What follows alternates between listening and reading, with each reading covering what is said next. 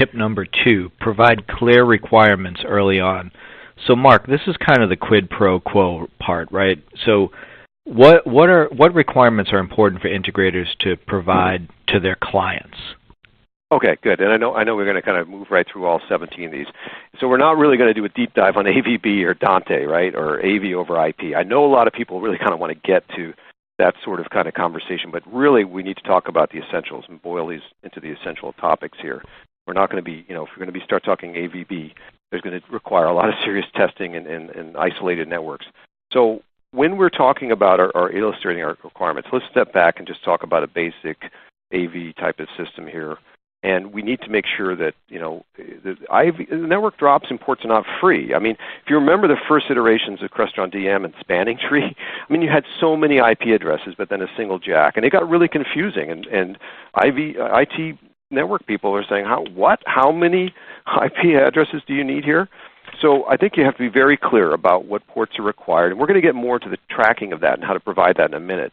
The other thing that's really good is to provide a network diagram. Illustrate what the design is expected to see. This is going to come up again when we talk about security, okay? And really, this is all about workflow. And it's particularly important when you're talking about things like linear editing and other things where there are massive files that have to be captured that may not sit on the general network. The network people aren't looking at this from a workflow perspective, but you would have to already socialize that with the operational team and the support teams so that everyone understands how they're going to get into the network, how they're going to access the different services. You need to be able to look at the Wi-Fi requirements. Is it internal or guest, public? Is it high bandwidth or low bandwidth? It's really going to be important to have those requirements clearly understood. Security methods, that comes with conversations with the operations team. It's not something you can dictate how people are going to log in and access the devices. So you need to understand that from their perspective, from the operations teams, you're going to be needing to communicate some of that over to the IT teams. And what are there database service requirements? You may have a Crestron Fusion or Cisco TMS. That's going to have database server needs. And maybe there's web service requirements. And is that going to go through proxies or under HTTPS? Or as content caching servers? There's a lot of interdependencies across the network. It's not necessarily just devices that are sitting in a single local LAN closet. And then we have to look at the QoS and multicast dependencies, and I'm sure Dan will have a lot to talk about in that area. And ties into Exchange. I mean, if we're looking at calendaring systems or Skype link room systems, they have a dependency on Exchange, a very important one. Same with Active Directory and LDAP and authentication, which is really what we want to get to. And then are we going to be testing with the customer's laptops or PCs? And if so, when are they going to be available? When are the network ports going to be active? I mean, this is the kind of thing that's going to be really critical for your install. Okay.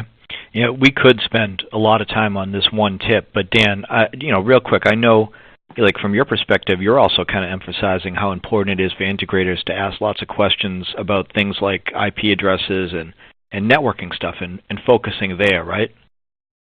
Yeah, absolutely. And this is where our perspective as a manufacturer starts to provide probably some unique talking points. We provide an IP solutions planner with every project that we go out, and that planner covers my network requirements. That we need a layer 3 switch. Which ports do we need open for communication between devices? We need IGMP configured on the switching network. We're going to be using UDP protocols for communications from device to device. We need to have protocol-independent multicast enabled on these switching. So some of this spills into the later slides. But as a manufacturer, just for our devices, independent of the rest of the AV network, we have some very specific requirements to get the IP video portion of the system that we're responsible for up and running.